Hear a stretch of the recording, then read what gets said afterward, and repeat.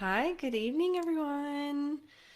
I am Chelsea Pagan. I help couples build a solid foundation for a successful and lasting marriage.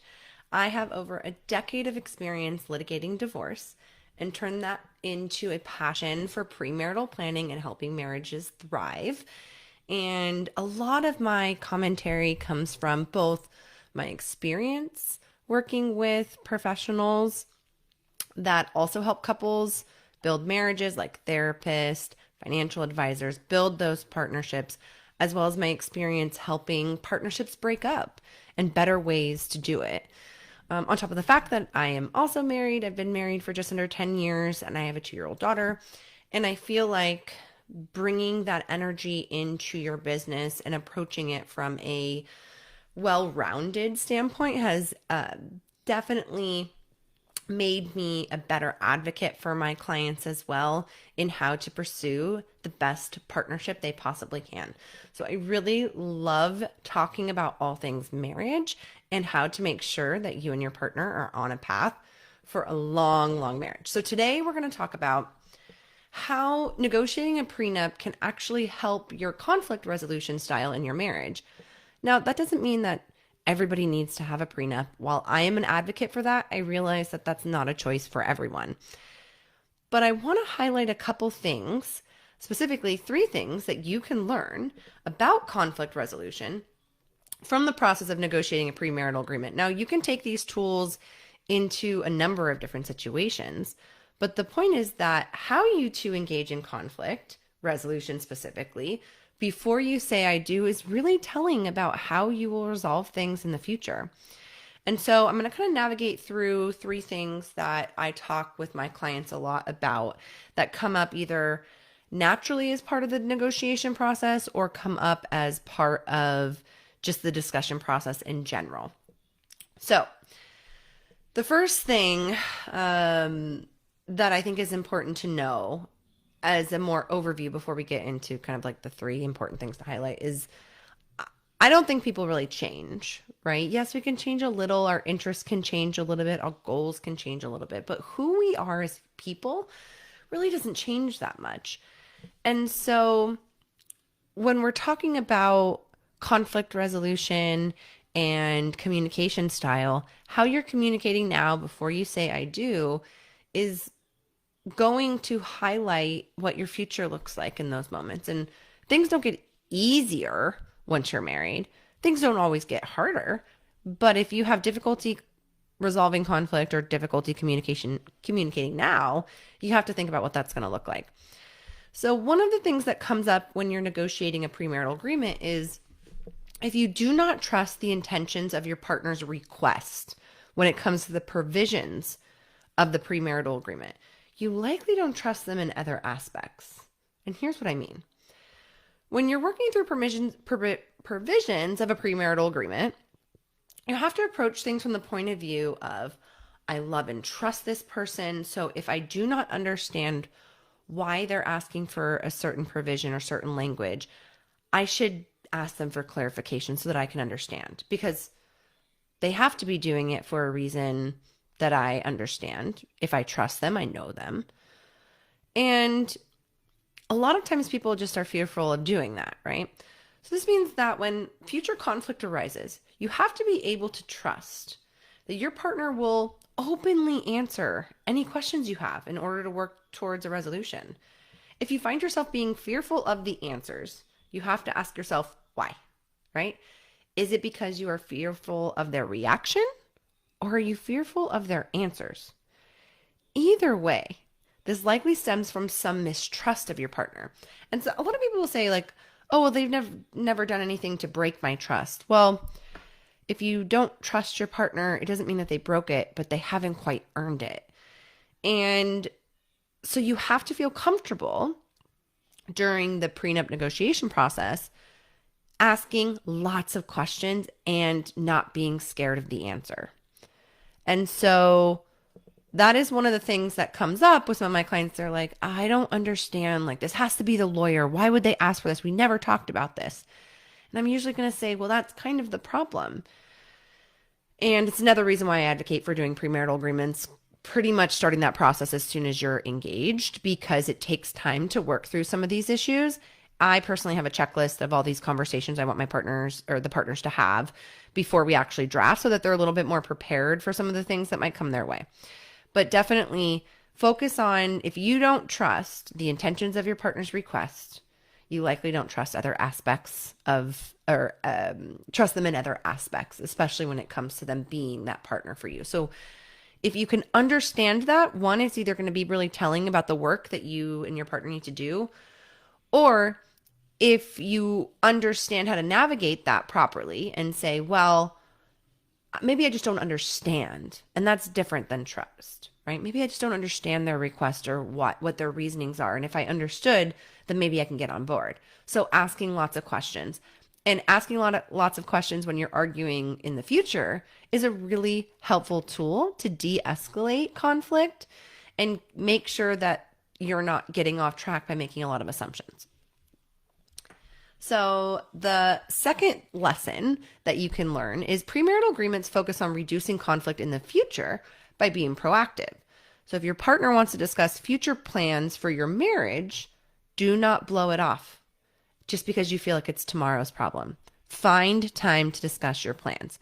So in relationships, sometimes you have the planner, right? The person that likes to plan ahead, the person who likes to brainstorm or think about the future. I know I'm kind of the person that I like to talk 5 years, 10 years down the line, even if we're just kind of dreaming or coming up with thoughts or ideas. It doesn't necessarily be a concrete plan.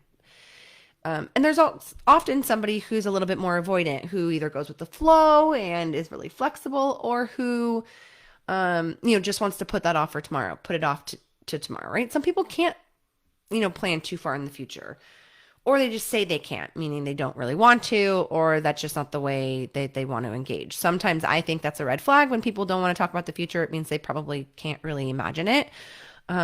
Which concerns me for some of my clients is I don't know that they can imagine the future with you. They haven't quite worked it all out. But having a marriage is about talking about the future so you two can manage each person's expectations.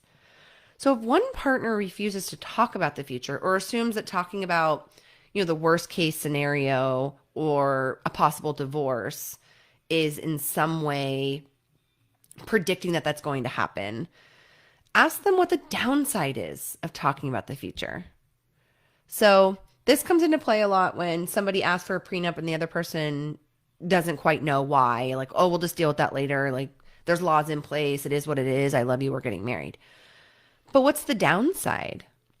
I don't see any downsides, but I see lots of upsides to premarital agreements. And I see lots of upsides to talking about these things before you get married. Now people can say, well, if you're the person in the premarital agreement that would have gotten more if you didn't have the prenup, then there is a downside. Well, you're missing the point. You would have gotten maybe more under the law, but at what cost?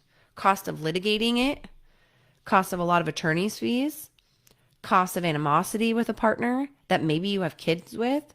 So it's not so easy as, oh, that's the upside, because there's other downsides that I think outweigh whatever that upside might be.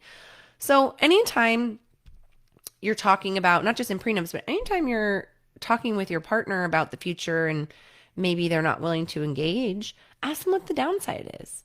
What's the downside of me dreaming 10 years in the future that our life looks like this because these are our goals? And it's not so much about getting your hopes up. That's not what I'm talking about. I'm talking about real life plans that might include some dreaming, but it's about picturing a life together and creating future plans so that you two can picture your lives together. Part of my premarital planning course is about managing expectations. And some of those questions are, do you expect your partner to change in the future? I use the example a lot because I just have tend to hear this example over and over again of when somebody says, oh, I just expected them to, settle down and slow down when we got married, or I expected them to be home more when we had kids. But what made you expect that? Like what in their behavior led you to believe that that would happen?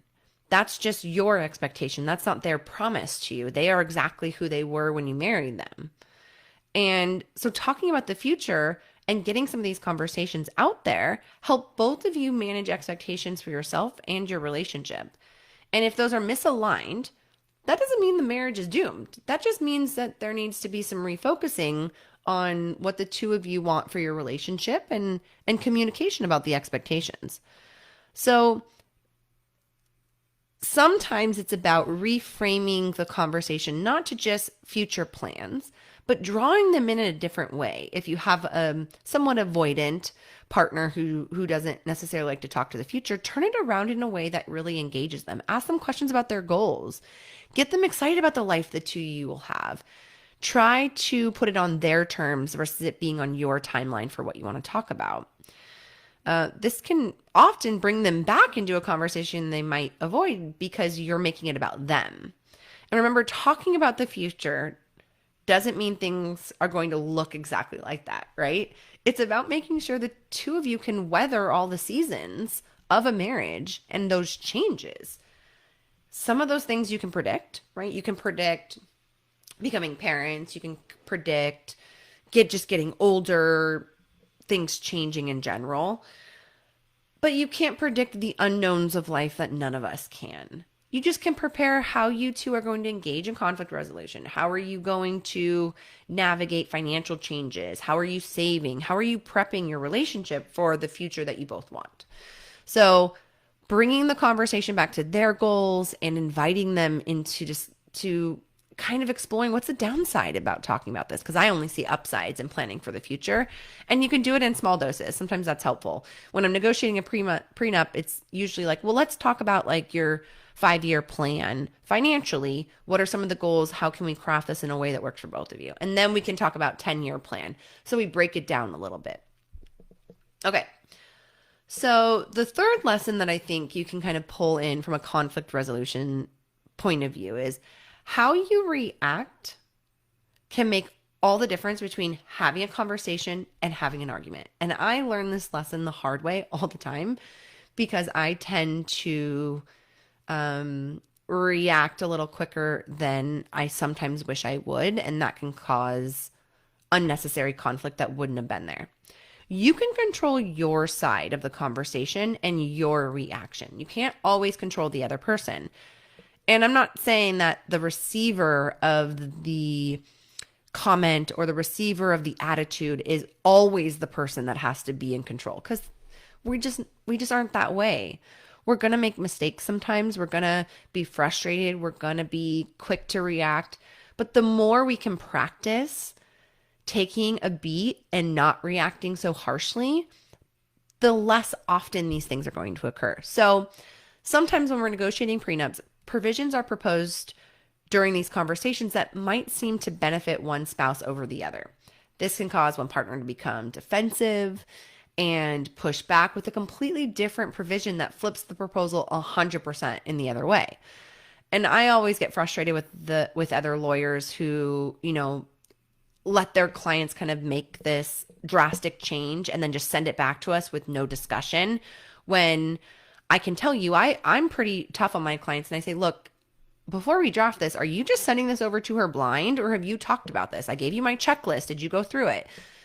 And if my clients say, no, we haven't done this, I'm going, then we should not send this. You need to have some conversations. You can't just blindside somebody with provisions you haven't discussed.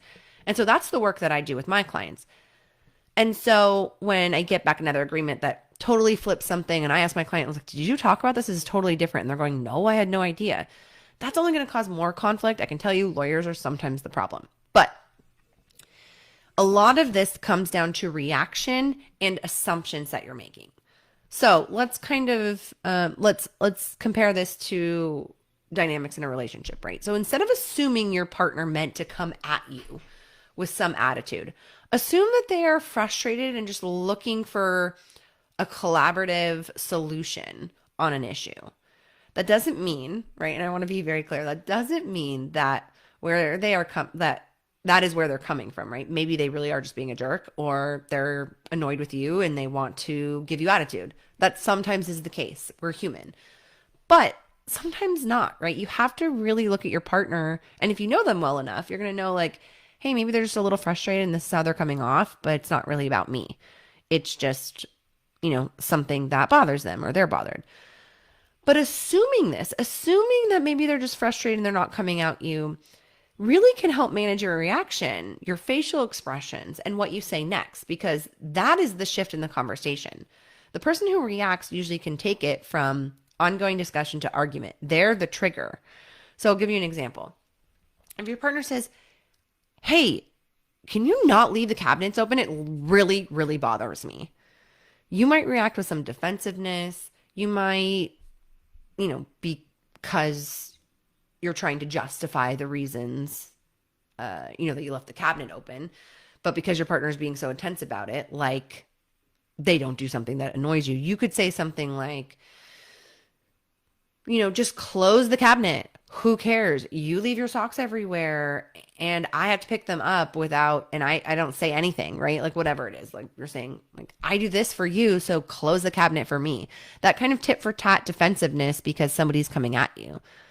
Then you know where that goes, but likely the cycle of defensiveness continues. Your partner will say, this isn't about the socks. I was just asking about the cabinets. You do it all the time. It's just frustrating. I feel like we've talked about this before. And it's just that endless cycle of justifying your behavior to your partner. But so I'm going to go back to what I said. They said, hey, can you not leave the cabinets open? It really bothers me. But they said it with attitude. But what if your partner said it like this, right? Hey, can you not leave the cabinets open? It just really bothers me. You might act a little differently. So you always hear, like, it's not so much what you said, it's how you said it, right? And then everyone kind of reacts. Well, the problem is sometimes how they say it doesn't really have to change your reaction. And so if you can focus a little less on how they said it, more about what they're saying, and figure out why they might be frustrated, you can de-escalate things really quickly or prevent them from escalating if they weren't already there. And I tie this into my own relationship all the time because my husband's pretty even. Doesn't really have a lot of high lows. I have a lot of high lows. I'm emotional, I'm dramatic, I'm a Leo, I'm a lawyer, right? It's all the things. And so when he has even like a twinge of frustration, I sometimes assume he's pissed. Like he's mad at me and he's giving me he's giving me all his frustration and he's attacking me. When really he's just a little frustrated and he's just asking me something. And sometimes I can react and assume that he's totally, he understands that this should be sensitive and he shouldn't say it to me like that. If he would wait to say it when he's not so triggered, I would react better. But for us, it doesn't matter. I'm reacting because that's my choice in the situation to be defensive. And so this is something that I think can translate into a lot of different discussions, whether you're negotiating a prenup, de-escalating conflict about who leaves more dishes in the sink, or a serious conversation in a relationship about finances, a conversation about planning for children, a conversation about where you're going to travel, whatever it is that spikes conflict in your relationship. And when I say conflict, I'm not always being dramatic. You can have discussions without it being so much conflict, but a disagreement in some way. It can escalate when somebody gets really defensive. So really consider the power that you have when it comes to handling your reaction, because I think this can have a really important trickling effect through so many conversations you're going to need to have after you say I do. And so conflict resolution, if there's ever a time to work on some of these skills, it's before you get married, and it's an ongoing practice. You have to constantly be paying attention. And so when I say, hey, these are 3 things you can learn from premarital agreements, if you aren't going to choose to have a premarital agreement, then you're just focusing on a couple things. You're focusing on trust, right? You have to already trust your partner, and not because you just need to automatically. They've earned that trust by just being who they are. They've not given you a reason not to trust them. You also have to, be prepared and be open to focus on the future and be proactive about your relationship. And if your partner's not that person, that's okay. But there's ways to draw them in by doing small doses. Let's talk about next month. Let's talk about 1 year. Focus on their goals and turn it on to them as a way to get to know them and really pull them back into the conversation so they're not so avoidant. And the third thing is really focusing on how you react. Focus on what they're saying, not so much how they say it, and ask questions. Make sure you understand where they're coming from instead of assuming that they're coming at you simply to attack you or criticize you. Now, I'm generalizing for the average relationship. There are plenty relationships that aren't necessarily in the most healthy place, and some of these things, you don't trust them, and they're avoidant because they're not really invested and they don't really care about the relationship as much as you do, or they are coming at you with criticism and judgment. And so I want to be clear that, I'm talking about kind of the average relationship, the couple that does generally communicate well and they're committed to this relationship, but there's this triggering points in conflict. Work on these conflict resolution styles now and figure out where you both can improve and what role you can both play in helping you navigate resolution. All right, guys, that's all I have for today.